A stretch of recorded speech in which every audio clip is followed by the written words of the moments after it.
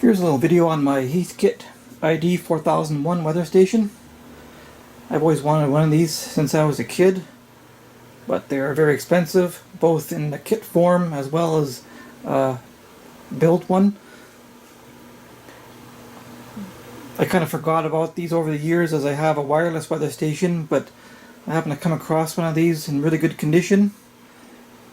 Just the console minus the outdoor anemometer and weather vane.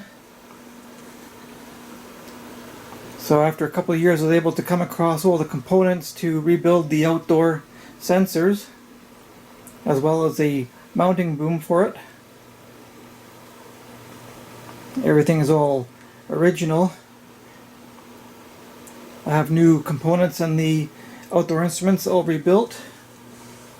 It's working fine. So now, in addition to my wireless instrument, I also have this unit that I wanted for many years.